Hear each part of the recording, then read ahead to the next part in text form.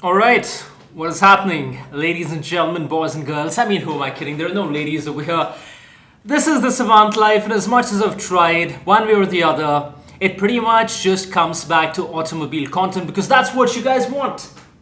You guys ultimately want me to just talk about motorbikes and cars and things that run on two wheels and sometimes maybe even four wheels. I don't know if I'm even allowed that much of diversification, but what I'm holding in my hand over here, in case you're wondering, my mouth is watering just looking at this, is some incredible almond chicky, and it's so sweet. I don't know how many calories this one little piece has over here, but you know what? Tastes so good. So good. I'm going to finish this and we're going to talk about the latest drop in town, which is the Honda CB200X, coming right up for all of you guys at the Savant Life. Enjoy.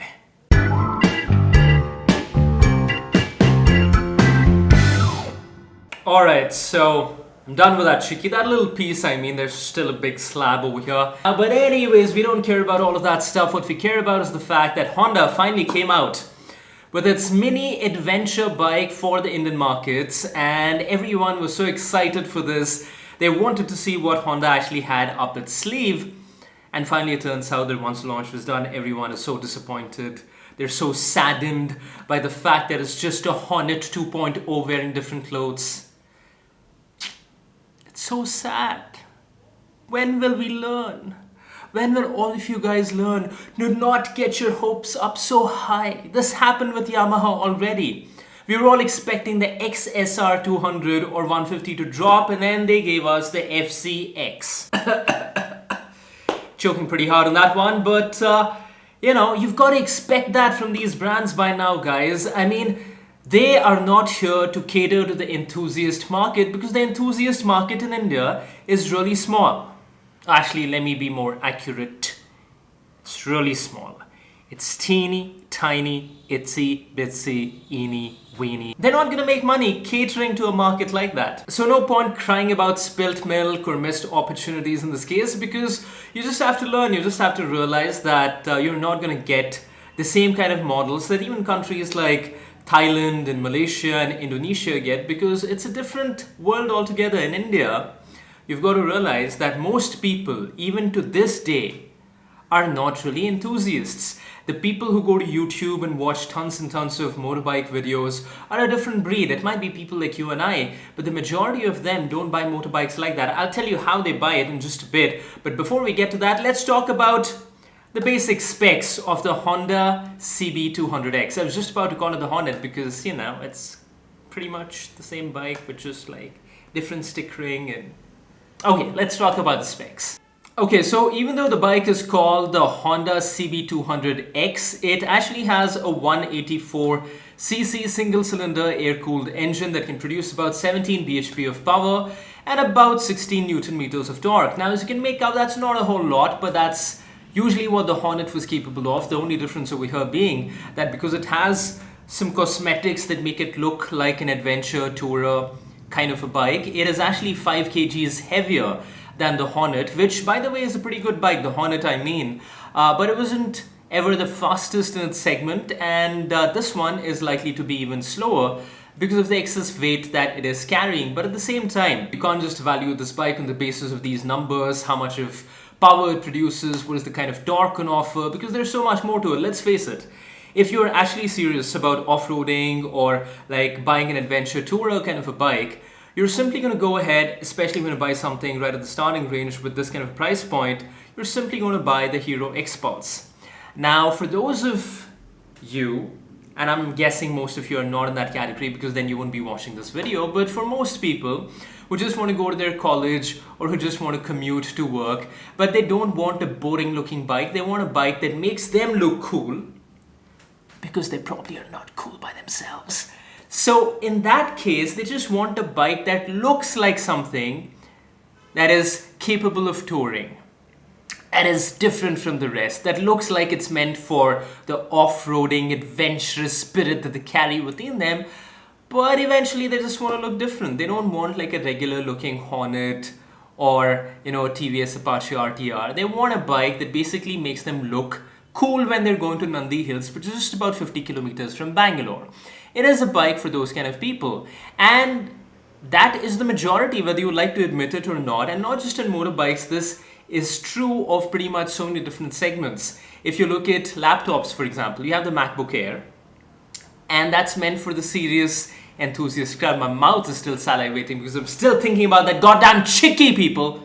But anyways, I don't know if the camera caught that, but like little streams of saliva just came. Anyways, doesn't matter. We don't have to get into the gory details of it. So the MacBook Air is supposed to be for people who are looking to do a whole bunch of stuff. It's a very, very powerful machine, especially the latest one with the M1 chip. Now it looks a certain way.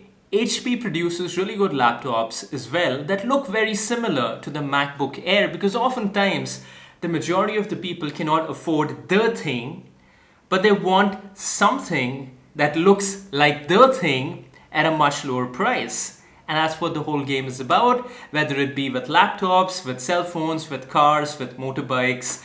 And that's the game that Honda is playing over here as well. And the average consumer might not know it out there, but these companies sure as hell know this, because Honda, for example, has been selling motorbikes much before you and I were even born. They know how customer psychology works in the US versus Philippines versus India, and how exactly to bring out the products that set the cash register ringing, which is the reason why there's a new Activa rolling out of the factory floors pretty much every 6 months. And then for something like the Honda CBR 250, you have to wait years and years for an upgrade. That's not because they are dumb or they don't know how to run their company. That's because they are smart and they know exactly how to run their company to be profitable at the end of the day, because that's what they're in the business for. They're in the business for selling. And I hope that this video, whatever little kind of an audience it reaches, goes a long way in ensuring that you people understand that. Anyways, back to the CB200X. There are a lot of positives over here as well, because one, I think it's actually a pretty cool looking bike, even though it is mostly a street naked wearing different types of clothes. The seat is actually much longer than the Hornet and it's likely to be more comfortable, and I think that's what Honda has done over here. They've concentrated on practicality, on ergonomics and comfort, because these are the three things that the average Indian commuter needs, especially considering our roads. And the really smart thing that they have done is that they have called this bike the Urban Explorer or something like that. Wait a minute. I don't want to mislead you, so let me put on my old man specs and let me validate that. What exactly have these people called it? Let me Google it real quick. Yeah, I was right. I was doubting myself unnecessarily. My memory is still pretty good. They have called it the Urban Explorer, and I think that is very smart positioning, because what I think the Japanese are essentially saying is that, hey, listen, our Indian brothers and those few sisters who probably ride, your roads in most cities and towns are so bad that itself amounts to off-roading. So this bike of ours is the Urban Explorer when you go over all of those crater-sized potholes and all those random bumps which were not even meant to be there.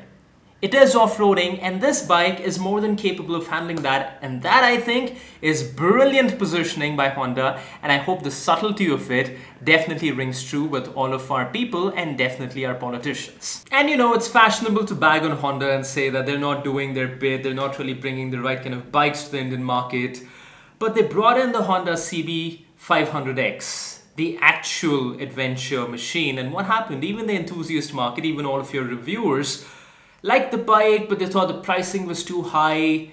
They brought in, for example, the Honda CB650R. And again, people really had a very lukewarm response to it, even though it is such a beautiful looking neo-retro machine. I personally love it. But it didn't really set the cash registers ringing. I don't even know actually if Honda has managed to sell even 100 of those across the country. They've probably not even gotten to triple digits. But what has gotten to triple digits? The price of petrol in India. And that is the reason why bikes like the Honda CB200X that just pretend to be an adventure tourer make sense, because they still return an average of about 50 plus kilometers per liter, and that is definitely likely to bring a smile on the faces of most people. You've got to think about practicality, people. If you think about these kind of bikes, that Honda CB650 is such a beautiful looking machine, and I haven't seen a single one of those on the streets, because you know what the reality is? The way that most people still get introduced to a new bike or a car is when they see it for the first time at a traffic light, or they see it for the first time in the parking lot of their offices, and they become aware of its existence. They go and look it up online, and they don't go to Team BHP, they don't go to YouTube, they just look at the official website, they go to their nearest dealership, book a test ride, and if they like the way it looks, if they can afford it, and if they like the way it makes them feel about themselves, they just go ahead and book it. It's as simple as that. That is how it works. The rest of us can keep watching YouTube videos, can keep making YouTube videos, can keep complaining about why Yamaha doesn't do this or why Honda doesn't do that. But the ground reality is that there isn't just enough of a market over here. But will it be like this forever? Of course not. Things will change. They will change slowly and they'll change gradually, and it'll take a certain amount of time.